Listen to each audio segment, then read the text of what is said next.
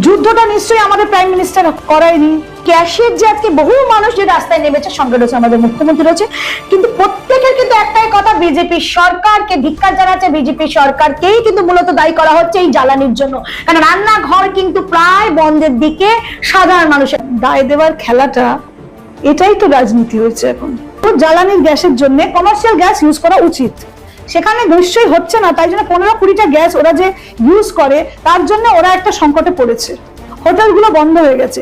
অল্প স্বল্প প্রবলেমটাকে ম্যাগনিফাই করে অনেকটা বড় দেখানোর একটা পরিস্থিতি হয়েছে, যেটা যুদ্ধকালীন পরিস্থিতিতে আমাদের এখানে কিন্তু আঁচ আসেনি এখনো। আমরা কিন্তু দিব্য সুন্দর বসে কিন্তু কথা বলছি, আমাদের বর্ডার কিন্তু যথেষ্ট সিকিউরড। এই জন্যই তো আজকে মুখ্যমন্ত্রী সবাইকে নিয়ে রাস্তায় নেমেছে। রাস্তায় নামলে কি সলিউশন হয়ে যায়? রাস্তায় নামলে কি গ্যাস উৎপন্ন হতে পারে? মানুষ কিন্তু অনেক বেশি স্টক করে ফেলছে, যার কাছে 2-3টে করে সিলিন্ডার সে রেখে নিচ্ছে। একজনের বাড়িতে কিন্তু 2টোর বেশি গ্যাস কিন্তু রাখা যাবে না।